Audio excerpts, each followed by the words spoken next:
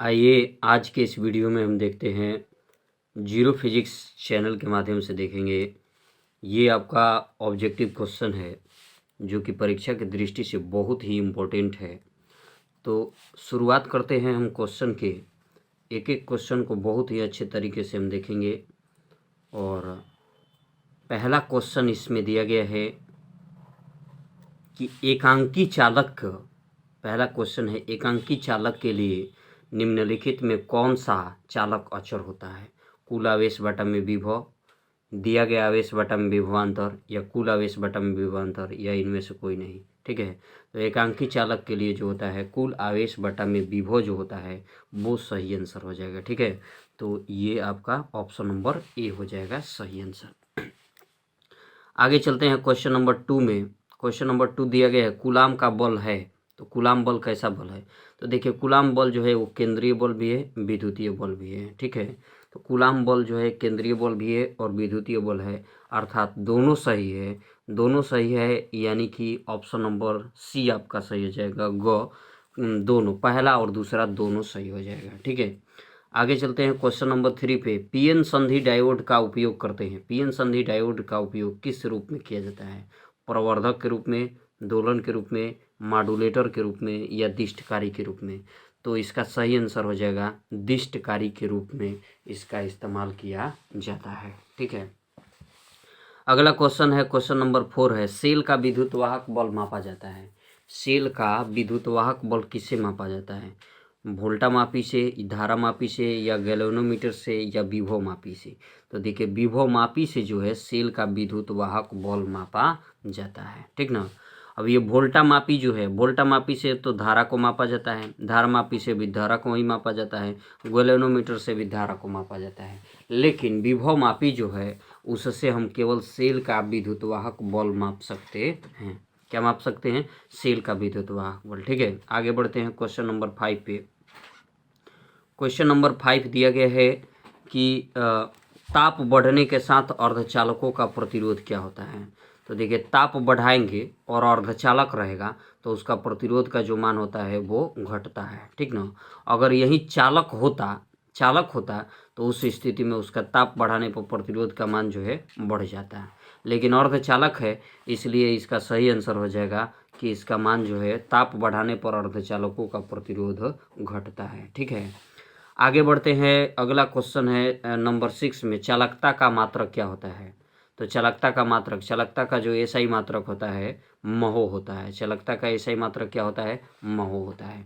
तो इसका सही आंसर हो जाएगा महो होता है। ठीक है, ओम तो आप लोग जानते ही हैं, ओम जो है प्रतिरोध का एसआई मात्रक होता है। प्रतिरोध, प्रतिबाधा, प्रतिघात, इन 3-4 नाम हो जाते हैं।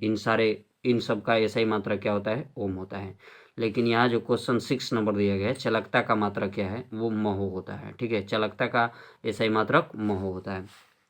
फैराड तो आप जानते ही हैं, फैराड विद्युत धारिता का एसआई मात्रक है। और ओम मीटर जो है प्रतिरोधकता का एसआई मात्रक है। ठीक है, चारों ऑप्शन को हमने आपको बता दिया कि महो किसका मात्रक है। फिर से एक बार देख लेंगे। चालकता का जो एसआई मात्रक है महो हो गया। ओम जो है प्रतिरोध, प्रतिबाधा, प्रतिघात का एसआई मात्रक है। फैराड जो है धारिता का एसआई मात्रक है। और ओम मीटर जो है प्रतिरोधकता का यह एसआई मात्रक हो जाएगा। आगे बढ़ते हैं क्वेश्चन नंबर 7 पर। खगोलीय दूरदर्शक में अंतिम प्रतिबिंब कैसा होता है? तो देखिए खगोलीय दूरदर्शक में जो अंतिम प्रतिबिंब होता है वो काल्पनिक और उल्टा बनता है। ठीक ना, तो क्या बोलेंगे? काल्पनिक और उल्टा बनता है। और 8 नंबर क्वेश्चन देखते हैं। 8 नंबर और 7 नंबर फिर से मैं आपको बता रहा हूँ। संयुक्त सूक्ष्मदर्शी 8 नंबर पहले देख लेते हैं। संयुक्त सूक्ष्मदर्शी में अंतिम प्रतिबिंब कैसा होता है? जब खगोलीय दूरदर्शक में अंतिम प्रतिबिंब रहेगा वहीं संयुक्त सूक्ष्मदर्शी में भी अंतिम प्रतिबिंब होगा, तो बिल्कुल बोलना है काल्पनिक और उल्टा ही होता है। लेकिन एक बात और आपको समझना है कि जब संयुक्त सूक्ष्मदर्शी में अगर पूछा जाएगा कि अभिदृश्यक लेंस द्वारा बना प्रतिबिंब क्या होगा, ठीक है, तो उस स्थिति में जब अभिदृश्यक लेंस द्वारा बना प्रतिबिंब पूछा जाता है तो उस स्थिति में आपको कहना है कि वास्तविक होता है। ठीक है, और वास्तविक होता है और इसके बाद वास्तविक उल्टा और बड़ा होता है। वास्तविक, उल्टा और क्या होता है? बड़ा होता है, ठीक ना। तो कहेंगे कि संयुक्त सूक्ष्मदर्शी में जो अंतिम प्रतिबिंब होता है वो तो काल्पनिक और उल्टा है ही, ठीक ना। संयुक्त सूक्ष्मदर्शी में जो अंतिम प्रतिबिंब होता है वो काल्पनिक और क्या होता है, उल्टा होता है। जबकि खगोलीय दूरदर्शक में जो अंतिम प्रतिबिंब होता है वो भी काल्पनिक और उल्टा होता है। लेकिन संयुक्त सूक्ष्मदर्शी में ये पूछ लिया जाता है कि अभिदृश्यक लेंस द्वारा बना प्रतिबिंब क्या होता है। तो अभिदृश्यक लेंस की जब बात आती है तो उस स्थिति में बोलेंगे वास्तविक उल्टा और वस्तु से बड़ा होता है, वास्तविक उल्टा और वस्तु से बड़ा होता है, ठीक है। आगे बढ़ते हैं क्वेश्चन नंबर 9 पे। क्वेश्चन नंबर 9 आप देख लेंगे एक बार। क्वेश्चन नंबर 9 दिया गया है कि वाट सेकेंड किसका मात्रक है। क्वेश्चन नंबर 9 में है वाट सेकेंड किसका मात्रक है। तो देखिए वाट सेकेंड जो है ऊर्जा का मात्रक हो जाता है, ठीक ना। और शक्ति का ऐसा ही मात्रक आप जानते ही हैं, वाट होता है। आवेश का ऐसा ही मात्रक कूलाम होता है, आवेश का ऐसा ही मात्रक कूलाम होता है। तो इसका आपका आंसर हो जाएगा वाट सेकेंड जो है ऊर्जा का मात्रक होता है, किसका, ऊर्जा का होता है, ठीक है। आगे बढ़ते हैं क्वेश्चन नंबर 10 पे। बीटा किरणें विक्षेपित होती है। तो देखिए बीटा किरणें गुरुत्वाकर्षण में तो विक्षेपित होती नहीं है, तो ये बिल्कुल गलत हो जाएगा। चुंबकीय क्षेत्र में विक्षेपित होती है और विद्युतीय क्षेत्र में भी होती है, अर्थात दोनों सही है, चुंबकीय एवं विद्युतीय क्षेत्र। तो ऑप्शन नंबर आपका सी सही हो जाएगा, घ यानी कि ऑप्शन नंबर 4 सही हो जाएगा, चुंबकीय एवं विद्युतीय क्षेत्र हो जाएगा, ठीक है। आगे बढ़ते हैं क्वेश्चन नंबर 11 में। क्वेश्चन नंबर क्या है, 11। स्टेप अप ट्रांसफार्मर में, स्टेप अप ट्रांसफार्मर जो होता है और स्टेप अप यानी ऊंचाई ट्रांसफार्मर, ऊंचाई ट्रांसफार्मर में कौन प्राइमरी और सेकेंडरी कुंडली में फेरों की संख्या क्या होती है। तो देखिए स्टेप अप ट्रांसफार्मर जो होता है उसमें द्वितीय कुंडली में जो फेरों की संख्या होती है वो अधिक होता है, ठीक है। तो इसका सही आंसर हो जाएगा N2 बड़ा है N1 से। N2 द्वितीय कुंडली के फेरों की संख्या होता है, ठीक है। अगर N1 को बड़ा कर देते हैं तो ये स्टेप डाउन ट्रांसफार्मर के लिए होगा, यानी कि आपका इस प्रश्न का सही answer N2 is greater than N1 होगा। लेकिन अगर स्टेप डाउन रहेगा तो इस स्थिति में आपका आंसर जो है N1 बड़ा हो जाएगा, यानी कि N1 is greater than N2 हो जाएगा, ठीक है। और बराबर तो किसी भी स्थिति में नहीं होता है, तो ये तो बिल्कुल हटा देंगे हम, ठीक है। तो ये आपका एक आंसर हो जाएगा, यानी कि स्टेप अप पूछेगा तो कहना है N2 is greater than N1, N2 बड़ा है N1 से। 12 नंबर क्वेश्चन है लैम्डा तरंगदैर्ध्य वाले फोटान की ऊर्जा क्या होती है। तो देखिए लैम्डा तरंगदैर्ध्य वाले फोटान की ऊर्जा जो होती है hc/λ होता है। क्या होता है, hc/λ। ई बराबर होता है ना h न्यू, ई बराबर क्या होता है h न्यू, और न्यू बराबर होता है c/λ। तो c/λ डाल देना है, hc/λ होता है, ठीक है। आगे बढ़ते हैं क्वेश्चन नंबर 13 पे। क्वेश्चन नंबर 13 दिया गया है कि P type semiconductor, P type semiconductor में मुख्य धारावाहक क्या होता है। तो पी टाइप सेमीकंडक्टर में मुख्य धारावाहक कोटर होता है। सही आंसर हो गया ऑप्शन नंबर सी हो जाता है, ठीक है। इसके बाद हम जान लेते हैं कि जो एन टाइप होता है, जो एन टाइप अर्धचालक होता है, तो एन टाइप सेमीकंडक्टर में मुख्य धारावाहक जो होते हैं वो इलेक्ट्रॉन होते हैं, ठीक ना। मुख्य धारावाहक क्या होते हैं, इलेक्ट्रॉन होते हैं। तो यहाँ मैं आपको एन टाइप और पी टाइप भी बता देता हूँ। अगर एन टाइप सेमीकंडक्टर है तो उसमें जो होता है पंच संयोजी अशुद्धियाँ मिलाई जाती है, और पी टाइप सेमीकंडक्टर रहता है तो उसमें त्रिसंयोजी अशुद्धियाँ मिलाई जाती है। इसमें आवेशवाहक इलेक्ट्रॉन होता है और इसमें आवेशवाहक जो होता है होल, कोटर, बीबर या छिद्र के नाम से जाना जाता है, ठीक है। तो ये मान होते हैं इनके। आगे बढ़ते हैं क्वेश्चन नंबर 14 पे। तो क्वेश्चन नंबर 14 आपको दिया गया है कि बताइए संधारित्र पर आवेश की स्थितिज ऊर्जा का मान क्या होता है। तो संधारित्र पर आवेश की जो स्थितिज ऊर्जा होती है 1/2 CV² होता है। कितना होता है, 1/2 CV² होता है, ठीक है। तो ये आपका सही आंसर हो जाएगा, ठीक है। आगे बढ़ते हैं क्वेश्चन नंबर 15 पे। क्वेश्चन नंबर आप 15 देखेंगे, बिल्कुल कंप्लीट क्वेश्चन है, 15 नंबर क्वेश्चन है। ये बहुत ही ज़बरदस्त क्वेश्चन है। देखिए 15 नंबर क्वेश्चन दिया गया है कि किसी विद्युत परिपथ का वह गुण जो विद्युत ऊर्जा को ऊष्मा ऊर्जा में बदल देता है। विद्युत ऊर्जा को किस में बदल देता है, ऊष्मा ऊर्जा में जो बदल देता है वो कौन सा गुण होता है। विद्युत वाहक बल गुण है, धारा गुण है, विभवांतर या प्रतिरोध। ठीक है, तो इसमें सही आंसर हो जाएगा आपका कि वह गुण है जो विद्युत ऊर्जा को ऊष्मा में बदल देता है, प्रतिरोध कहलाता है। क्या कहलाता है? प्रतिरोध कहलाता है। ठीक ना। आगे है क्वेश्चन नंबर 16। 1 फैराड कितना के बराबर होता है? तो 1 फैराड जो होता है 96,500 कूलाम के बराबर होता है। 1 फैराड का मान कितना होता है? 96,500 कूलाम होता है। ठीक है। अगला क्वेश्चन है आपका 17 नंबर। विद्युतवाहक बल की बीमा क्या होता है? तो विद्युतवाहक बल बहुत बार रिपीट कर चुका है। V बराबर होता है W/Q, W/Q, और W का बीमा होता है ml² T⁻⁻² होता है, और आवेश का बीमा होता है AT। अब इन दोनों को साथ कर लो तो देख लेंगे आप ml² T⁻⁻Q, ml² यहाँ लिख देते हैं, ml² T⁻⁻Q A⁻⁻1, ये आप देख लेंगे A⁻⁻1 होता है। तो ये आप देख लेंगे, जिस ऑप्शन में होगा वो आपका सही हो जाएगा। ठीक है, तो ऑप्शन देख लेते हैं। ऑप्शन नंबर ए में तो बिल्कुल नहीं है, बी में भी नहीं है, सी में भी नहीं है, तो option number D, option number आपका क्या हो जाएगा? डी हो जाएगा। ठीक है, ऑप्शन नंबर क्या है? डी है। 17 नंबर क्वेश्चन हम लोग देख रहे थे, ऑप्शन नंबर आपका डी हो जाएगा। ml² T⁻⁻Q A⁻⁻1 होता है। ठीक है, आगे बढ़ते हैं क्वेश्चन नंबर 18 पे। तो क्वेश्चन नंबर 18 दिया गया है कि समरूप वेग से चलायमान बोले या गतिमान बोले, आवेश समरूप वेग से गतिमान आवेश उत्पन्न करता है। केवल विद्युतीय क्षेत्र, चुंबकीय क्षेत्र या विद्युत चुंबकीय क्षेत्र? तो आपका सही आंसर हो जाएगा विद्युत चुंबकीय क्षेत्र उत्पन्न करता है। ठीक ना, कौन सा? विद्युत चुंबकीय क्षेत्र उत्पन्न करता है। ऑप्शन नंबर सी आपका सही आंसर हो जाएगा। ठीक है, एक बार फिर से समझ लेते हैं। जब केवल आवेश रहता है तो वो आपका केवल विद्युतीय क्षेत्र, स्थिर आवेश रहता है तो केवल विद्युतीय क्षेत्र उत्पन्न करता है। गतिमान, अगर आवेश स्थिर रहता है तो केवल विद्युतीय क्षेत्र उत्पन्न करता है। अगर आवेश जो है आवेश रहेगा तो वह चुंबकीय क्षेत्र उत्पन्न करता है। केवल आवेश रहेगा तो विद्युतीय क्षेत्र, स्थिर आवेश रहेगा तो विद्युतीय क्षेत्र। अगर आवेश गतिमान रूप में रहेगा, समरूप वेग से आवेश गतिमान है, तो उस स्थिति में जो है वह विद्युत और चुंबकीय दोनों क्षेत्र उत्पन्न करता है। ठीक है, तो ये आपका सही आंसर क्या हो जाएगा? ऑप्शन नंबर ग, यानी कि सी नंबर, विद्युत चुंबकीय क्षेत्र उत्पन्न करता है। आगे बढ़ते हैं क्वेश्चन नंबर 19 में। विद्युत धारा के चुंबकीय प्रभाव की खोज किसने किया था?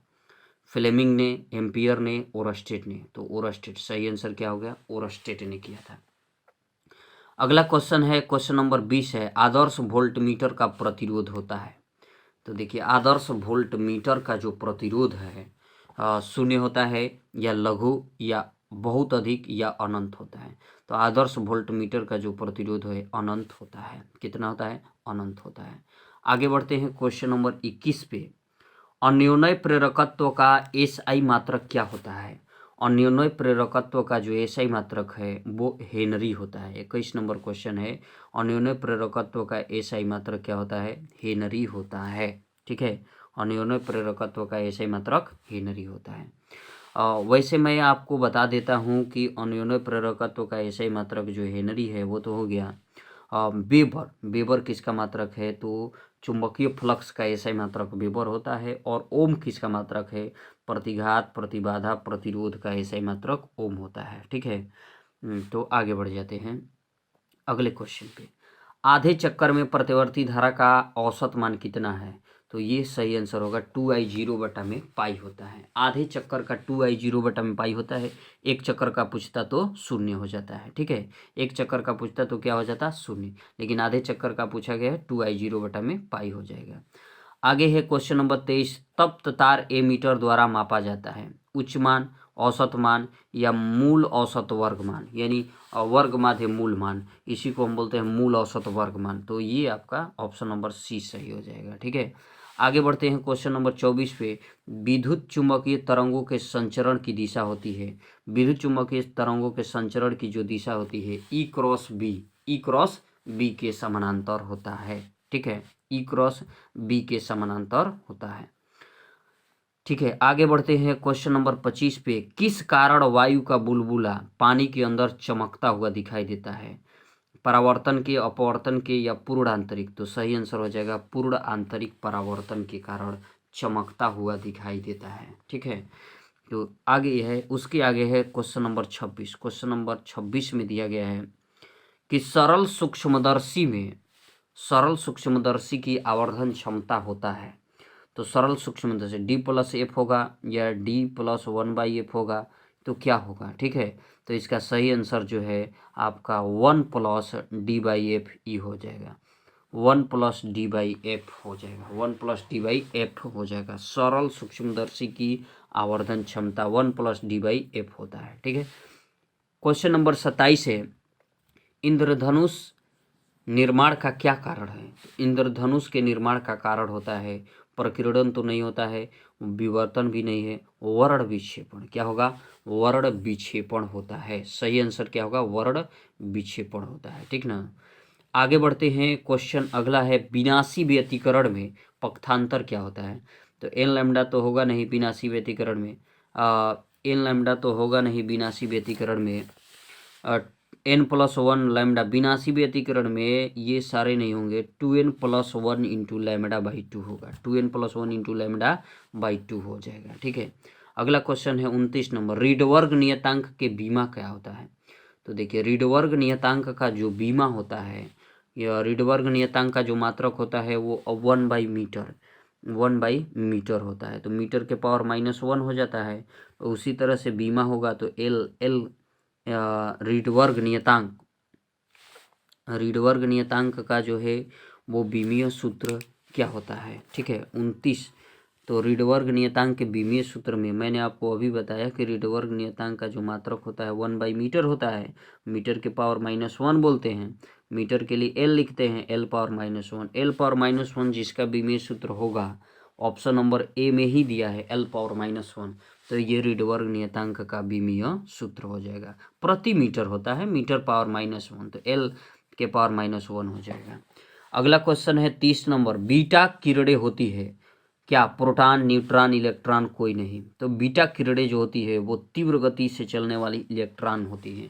तो सही आंसर हो जाएगा ऑप्शन नंबर सी, इलेक्ट्रॉन होता है। अगला क्वेश्चन है 31 नंबर, आयाम माडुलन सूचकांक। ठीक है, सूचकांक लिख दिया गया है, इसको थोड़ा सा आप चेंज कर देंगे। आयाम माडुलन सूचकांक का मान क्या होता है? तो देखिए, आयाम माडुलन जो सूचकांक होता है उसका मान 0 और 1 के बीच में होता है। ठीक है, तो सही आंसर हो जाएगा 0 तथा 1 के बीच होता है। अगला क्वेश्चन है, प्रकाशिक तंतु किस सिद्धांत पर आधारित है? ठीक है, प्रकाशिक तंतु किस सिद्धांत पर आधारित है? तो सही आंसर हो जाएगा पूर्ण आंतरिक परावर्तन। ऑप्शन नंबर सी है, पूर्ण आंतरिक परावर्तन पर आधारित है। इसके बाद आगे बढ़ते हैं, नॉर गेट का बुलीय व्यंजक क्या होता है? NOR gate, NOR, NOR gate का बुलीय व्यंजक जो होता है, तो देखो नॉर गेट, और गेट का जो बुलीय व्यंजक होता है, और गेट, OR, और गेट का जो बुलीय व्यंजक होता है वो होता है A+B होता है। एंड गेट का जो बुलीय व्यंजक होता है, एंड गेट का बुलीय व्यंजक होता है A.B, A and B। Not get का जो बुलीय व्यंजक होता है A नट हो जाता है। ठीक ना, अब नट गेट और गेट को मिलाकर बना है NOR gate, NOR gate, NOR। तो नॉर गेट, और गेट का सिंबल ले लो A और B, और नट गेट वाला ऊपर कर देंगे तो A और B नट, यानी ऑप्शन नंबर आपका डी हो जाएगा। ऑप्शन नंबर क्या होगा? डी हो जाएगा। ठीक है, तो ये हमने आपको बता दिया। और नैंड गेट, ये वाला नैंड गेट का अगर आपको मैं एक नैंड गेट, ये भी आप जान लीजिए, एंड गेट का होता ही है A.B, और उसके ऊपर ये लगा दो तो नैंड गेट का हो जाएगा। ठीक है ना, तो ये नैंड गेट का हो गया। और नॉर गेट पूछा है तो इसका आंसर हो गया ऑप्शन नंबर डी हो जाएगा आपका। ठीक है, आगे बढ़ते हैं क्वेश्चन नंबर 30 में। 34 नंबर क्वेश्चन है, बिल्कुल 34 नंबर क्वेश्चन जो दिया है, टीवी संकेतों के आवृत्ति परास का मान कितना होता है? तो टीवी संकेतों के आवृत्ति का परास जो होता है 30 मेगाहर्ट्ज से 30 से 300 मेगाहर्ट्ज। ठीक ना, तो इसमें आप देख रहे हैं मेगा इसमें बहुत छोटा सा है, वो आपको दिखाई नहीं दे रहा है। 30 से 300 मेगाहर्ट्ज टीवी संकेतों की आवृत्ति का परास कितना होता है? 30 से 300 मेगाहर्ट्ज तक होता है। ठीक है, इसके बाद हम जान लेते हैं 25 के द्विआधारी अंक क्या होता है। तो देखो 25 का जो द्विआधारी अंक होता है वो क्या होता है, मैं आपको बिल्कुल तरीका से बता देता हूँ। जैसे मान लो यहाँ 25 लिख दिए और 25 का द्विआधारी अंक निकालना है, 2 से तब तक भाग दीजिए। जैसे 12 बार में जाएगा, 12 दूनी 24, शेष कितना आया, 1 आया। अब इसमें 2 से भाग दीजिए, 2 से भाग देंगे तो 2 छक्का 12, ठीक ना, शेष कितना आया, 0 आ गया। ऐसे ही आपको मान निकालना है, बिल्कुल मैं ऊपर थोड़ा सा करके निकाल देता हूँ। ये 25 हो गया आपका, ऐसे भाग देंगे हम, भाग देंगे 2 से भाग देंगे तो 2 से कितने बार में जाएगा, 12 बार में। यहाँ शेष कितना आएगा, 1 आएगा। फिर 12 में 2 से भाग दीजिए, 6 बार में जाएगा, शेष कितना आ गया, 0 आ गया। फिर 6 कितने बार में जाएगा, 3 बार में जाएगा, शेष कितना आया, 0 आ गया। 3 कितने बार में जाएगा, 1 बार में जाएगा, ठीक है, और 1 शेष बचेगा, 1 शेष हो गया। तो यहाँ आपको बोलना है 1 1, नीचे से लिख देते हैं 1 1 0 0 1, देख लेना है कौन सा आंसर है, 1 1 0 0 1, 1 1 0 0 1। तो ऑप्शन नंबर सी आपका है 1 1 0 0 1, ठीक ना, 1 1 0 0 1। तो आपको देख लेना है 1 1 0 0 1, यही ना था, ऑप्शन नंबर सी में है 1 1 0 0 1, ऑप्शन नंबर सी में है 1 1 0 0 1। उसी तरीके से आपको कोई भी निकालना, जैसे 7 का निकालना हो, किसका निकालना हो, 7 का निकालना हो, तो 7 का भी वैसे ही कर लेंगे। 2 3 6, भाग दे दिए, शेष 1 बचा, 3 में भाग दे दो, 2 कम 1, 1 शेष भी बच गया, 1 1 1। 7 का कितना हो जाएगा, 1 1 1। 4 का अगर निकालना हो तो 4 का निकाल लो, 2 से भाग दे दो, 2 दूनी के 4, शेष कितना बचा, 0। 2 से भाग दे दो, शेष तो 0 बचेगा, 1 बार में कैंसिल, 1 0 0। 4 का कितना हो जाएगा, 1 0 0। ऐसे ही मान निकाल लिए जाते हैं। तो चलिए आज के इस वीडियो में इतना ही रहेगा, फिर मिलते हैं अगले वीडियो के साथ। वो भी एक आपका नया ऑब्जेक्टिव होगा जो कि परीक्षा की दृष्टि से बहुत ही इम्पोर्टेंट होगा, तो आप लोग ज़रूर इसको देख लीजिए, ठीक है। तो इस वीडियो में इतना ही, फिर मिलते हैं अगले वीडियो में, तब तक के लिए धन्यवाद।